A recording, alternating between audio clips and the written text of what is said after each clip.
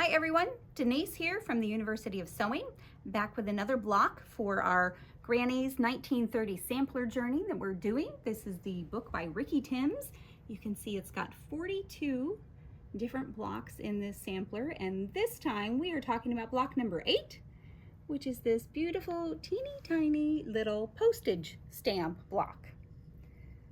I'm curious if you guys have tried it or if you were waiting to see what kind of tips and tricks we have for you, and I do have a few for you today. And I also have a little sample. We always do a practice block. I think it's a really good idea just to see how blocks are constructed. You can play with it and see what's working for you, maybe what's not, fine-tune your tips and tricks and techniques. I'll even show you the back on this one. Look at all those little seams. It is very tiny. So this block, like all of our other blocks in the sampler, is unfinished at 8.5 inches. There are 64 of these squares, which means finished, each square is 1 inch, about the size of a quarter, actually a little smaller than a quarter. So this is a great time to practice your teeny tiny piecing techniques. We're going to talk a little bit today about how to cut some of these. We're going to talk a little bit about how to sew them and get them nice and straight, and give you some tips and tricks to make it come out just the way you want. So that's a lot of different fabrics. And traditionally, a postage stamp block would not have any repeats. If you think about a whole quilt made of postage stamp squares, it would not have any repeats. That's a lot of fabric. It's a great idea if you want to do one to swap fabrics with friends. It's a great way to get things in your stash that maybe you didn't have before. I did repeat some of mine. It's okay, it's your block. Make it your own, do it whatever makes you happy.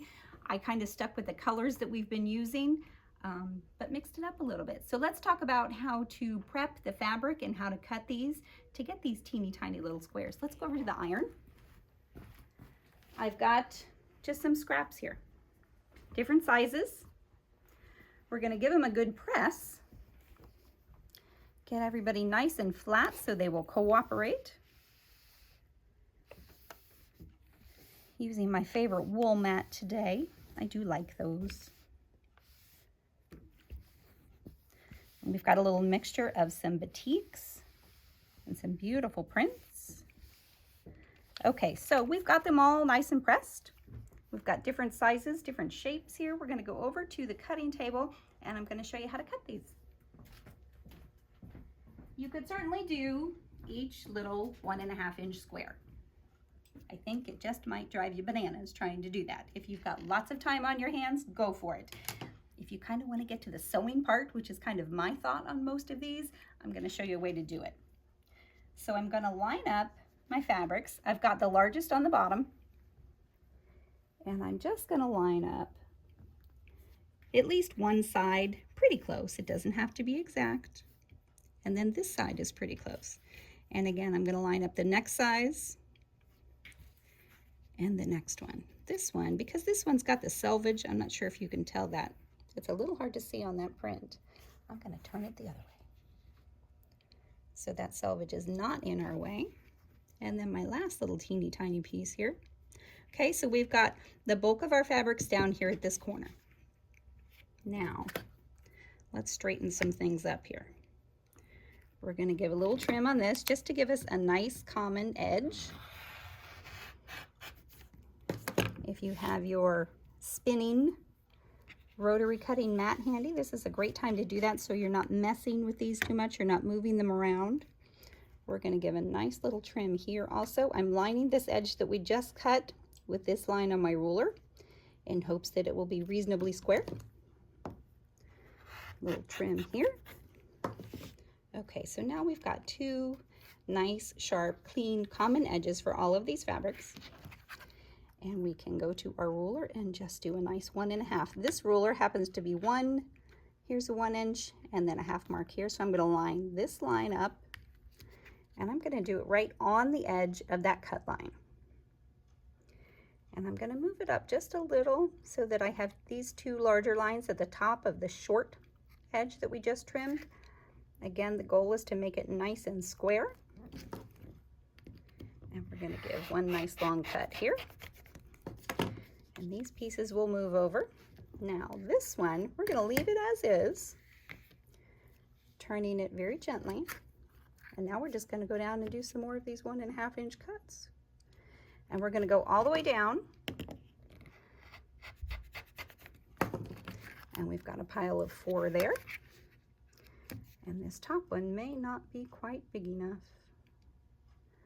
So we're going to cut it, but then I know that that top one is going to have to go into the no pile, because that would be maddening. And this guy's obviously too short, so he moves over here, and we just keep moving down the line. When you're doing this, if you've got one of the larger rotary cutters, maybe the 60 millimeter, you can cut more fabrics. I would definitely suggest a nice sharp blade if you're going to go through multiple layers. Let's line that up there. Okay, so in that quick, we've got a handful of 1.5 inch square blocks. Look at that. The ones that I cut out for the block that we're doing today, I think it took me, I don't know, maybe about 20 minutes. So we've got these little guys to play with now. Let's go back over to the sewing machine and talk about how to put them together.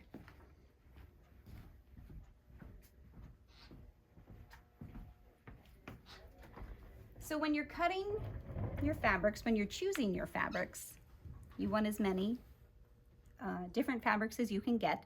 Go dig through that scrap pile, even those little tiny scraps that you don't think you kept, but you weren't sure what you were going to do with them. This is the time to pull those out.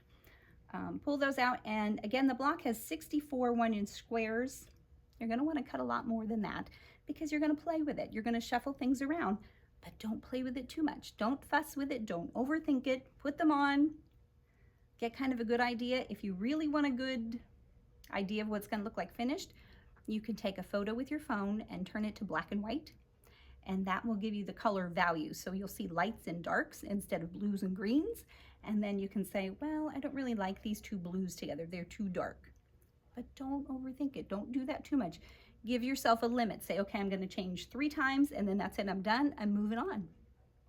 If this part isn't your thing, call over the kids. Say, hey guys, I've got a project for you. I need you to lay out 8 rows for me. I had one of my kids do it and she loved it. If you've got little bitty kids, it's a great thing to do with them. You can talk about the colors, you can talk about patterns, you could even do an I Spy kind of, you know, where do you see the big green flower? Where do you see the big purple flower? It's a great way to involve others in the projects that we enjoy the most. So once you get them picked out, you've got them all cut and arranged. You may want to use a design board. This is a portable one. This is something you can buy online, or you can make it. It's a piece of foam core board with a hunk of white flannel on it that obviously I have just duct taped to the back. So once you get it all laid out, after you've fussed with it, because you will, because we do. For me, so many times what happens is moving from the sewing machine to the cutting table to the ironing board, things get rearranged. And then I'm not happy and I wonder, how in the world did that happen? But you can lay it here. Obviously, it's not going to fall off. You can take it over to the cutting table. You could take it to the ironing board. You can walk it back and forth and things will stay exactly where you put them. Just a little easy tip that will help. You can do these in any size you want. I have 2 that are this size and 1 that's bigger for larger blocks. I think they're kind of handy and they don't take up much space in my sewing room, which is important too. So when you're sewing these together, these blocks are a great opportunity to work on accurate cutting. They're a great opportunity to work on accurate piecing, and then to focus on good pressing techniques, and then lining your things up, lining your blocks up as you're sewing. So we talked a little bit about the cutting. That's obviously really important. Now let's talk a little bit about the sewing part. Let's move this one over here. This is the block that we're going to do today. We're going to finish this one up. So we've got most of our rows here. I've got a partial row here, and actually this was the end, and just a couple more that need to be mixed in. So we're going to put those in. We're going to go over to the sewing machine, take this little guy, Whatever tools you use for accurate 1/4 inch piecing, this is the time to pull them all out, because especially on these teeny tiny little blocks, anything that's off is going to add up very quickly. So when you're putting your blocks together, obviously you want your top edge nice and straight, but also pay attention to these side edges, because if they get a little out of aligned, your whole row is going to be off, and that's so frustrating. So let's attach this one. I'm using the Bernina 535 today in this really nice cabinet. We've got our 1/4 inch foot on, and away we go. Cut our threads here. Okay, and you see we've got all of our seams going to the same direction, so I'm just going to finger press this over. You can use your little rolling pressing tool, you can use your finger, you can use whatever's handy, you can use your neighbor's finger, whatever works. And we're going to keep going here. If I can get my thread to come out and play. Come on out there. Using my knee lift that I am so attached to. And we'll keep going. Now you can certainly chain piece these, which means you do 2s and 2s and then add to each row. There are lots of good videos out there about how to chain piece a whole bunch of them. And again, whatever works for you, that's the way you should do it. One more for this one. Come on out, little thread. This table is so nice to sew on. It's got this nice big flat surface.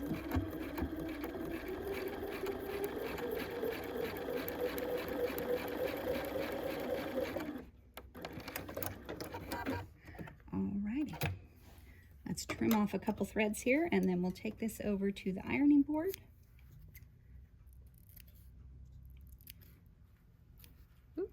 Let go. And then we can add our last row to our block. This row really, or this block is actually very simple to put together. It's very simple to assemble. No secret handshake or anything necessary to make it work. Just a little bit of focus, attention to detail kind of. And like I said, this is a great one to practice that accurate piecing and cutting and sewing. And if you're not real sure about your 1/4 inch seams, it's good to do a test strip just to make sure how your machine sews a 1/4 inch seam. Some of them might be a little off. You may find one foot works better for you than another one. You may find using seam tape on your machine helps.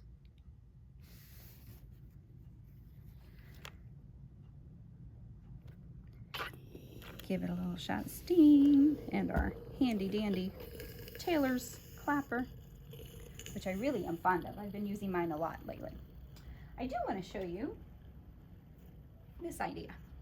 I have seen online where people are taking their 1 inch blocks and they've got this grid interfacing. The one that I saw was fusible. This one is not fusible. This was just a scrap I happen to have. So you would lay out your squares, fuse them to the grid, and then instead of sewing one by one, you simply fold it over and you would sew your 1/4 inch from that line. And the only thing about this particular one is this interfacing is kind of thick, so it does make it a little bulky. There are others out that are thinner. You can see on, I think it was this one. Nope, here it is. I split it. So once I had it sewn, then I opened that seam up to make it a little less bulky. You can just run your seam ripper right through the fold in that interfacing and that will open it up. But this is a really fast way to get all of those sewn together. Make short order of those little tiny blocks. Alrighty, let's put our last guy on.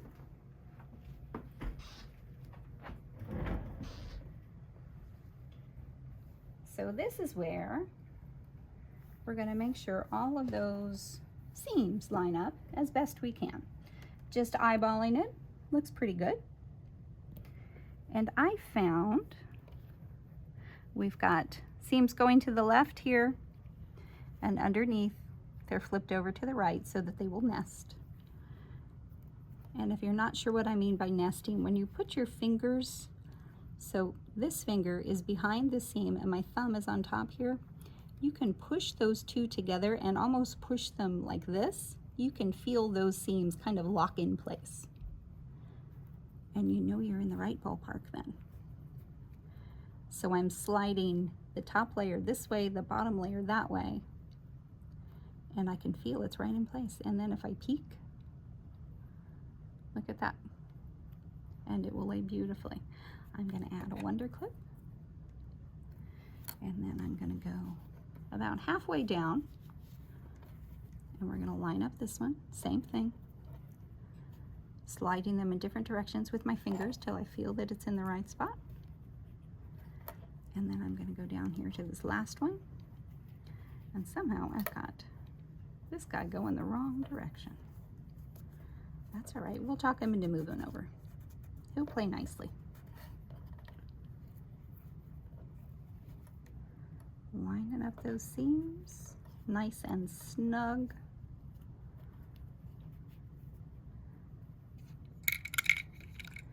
One more clip, and what I have found for this one, because there are so many of these little seams, is I like to use a combination of the wonder clips and the pins. The clips I like, but they're a little big for around the machine when you're sewing something so tiny. So I'm going to put these on the end. Again, one of our tips was to make sure that these edges are lined up as well as the edges where we're going to sew. And I'm going to go back in to these seams that we didn't do anything with and just double check their placement. And I can feel where it's supposed to be. I'm going to add a pin here. Pull it back just a hair. Same thing with this one.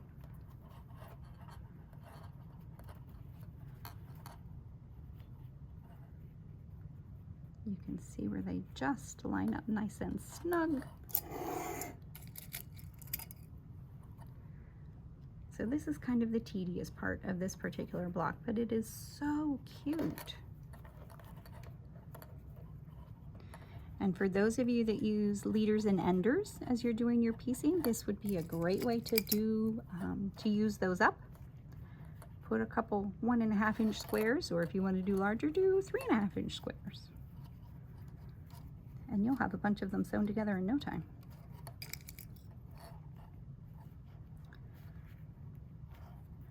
Alrighty, let's finish this seam off.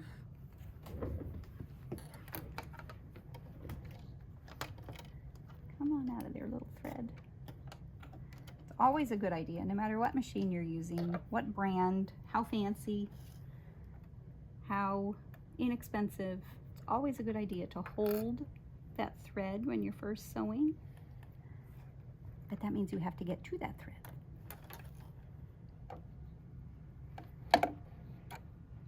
I'm gonna back it up here.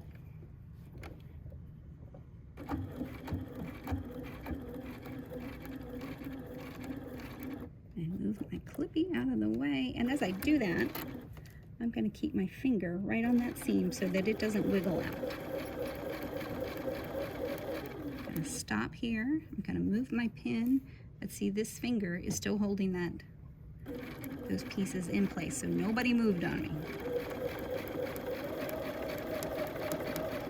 And then I'm going to wait until this seam is under the foot. Go ahead and pull the pin out. And keep going nice and slow. Here's another one.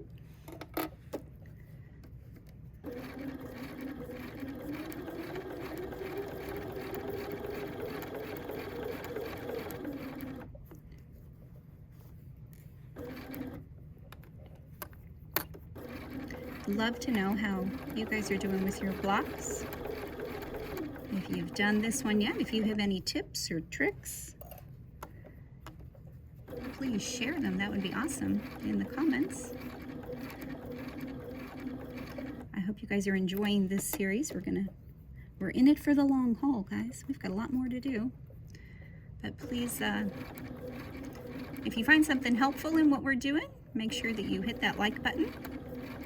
I hope you all have subscribed. If not, there's a little place to do that too. And certainly share with your friends. The more the merrier. And we're going to trim that one. Pull this clippy off.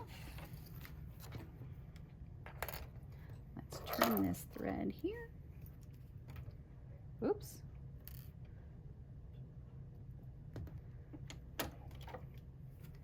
And let's see how we're looking. How'd we do? I think it looks pretty darn good. Let's take it over and give it a good press. And we'll let it sit under the tailor's clapper for a minute or two just to give us that nice seam.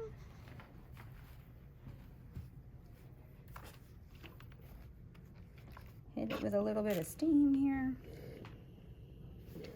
Both sides, just so nobody feels left out. And then accurate pressing, right? So we're gonna curl this back, and I'm kind of creasing a little bit here. Not so much pulling, but pressing, if that makes any sense. And then we're gonna do it again with our iron. A little shot of steam.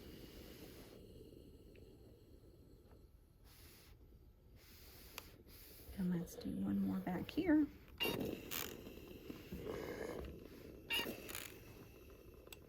And let's put our clapper on. Oops. Tuck these guys back down where they're supposed to be.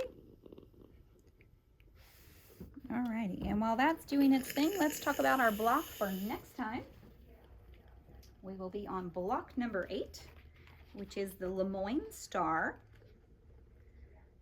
I don't know, I don't think you can go wrong with a good star in a quilt block. So it's just a two-tone. We are doing some more paper piecing. The next several actually are paper pieced. And I have been doing some teeny tiny paper piecing on a personal project. So I've got some tips and tricks that I've learned that I'm excited to share with you when we do that one next time. So for this time, there's our block. All beautiful and finished and tiny and colorful and very happy. And I'm excited to see what you guys come up with for your scraps. Thank you again for joining us. I'm Denise at the University of Sewing. Make sure you check out our website, universityofsewing.com, and we'll see you next time.